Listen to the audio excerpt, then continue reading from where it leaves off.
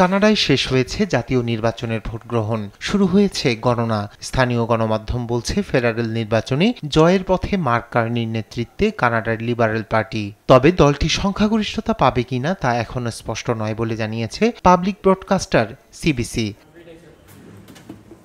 Mark Carney তার দলের সহকর্মী জাস্টিন ট্রুডোর স্থলাভিষিক্ত হয়ে প্রধানমন্ত্রী হিসেবে শপথ নেওয়ার মাত্র 6 সপ্তাহ পর অনুষ্ঠিত হলো এই নির্বাচন। এবার প্রতিদ্বন্দ্বিতা করেছে পিয়েরে পোলিয়েভ্রোর কনজারভেটিভ পার্টি, জাগমতি সিংয়ের এনডিপি এবং বর্তমান প্রধানমন্ত্রী মার্ক কার্নির নেতৃত্বাধীন লিবারেল পার্টি। বিভিন্ন জরিপের আগাম তথ্য অনুযায়ী লিবারেল পার্টি ও কনজারভেটিভ পার্টির মধ্যে হাড্ডাহাড্ডি লড়াইয়ের আভাস পাওয়া যাচ্ছিল। সরকার গঠনের জন্য যে কোনো দলকে 343টি আসনের মধ্যে কমপক্ষে 172টি আসনে জয়ী হতে হবে।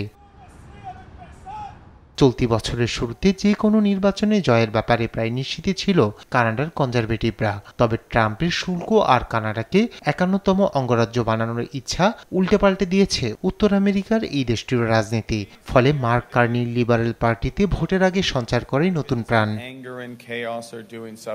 ভোটের আগে সর্বশেষ জনমত জরিপগুলোতেও এগিয়ে ছিল লিবারেল পার্টি। রোববার ইপসোসের করা এক জরিপে লিবারেল পার্টি 42% এবং কনজারভেটিভ পার্টির 38% জনসমর্থন রয়েছে বলে জানানো হয়।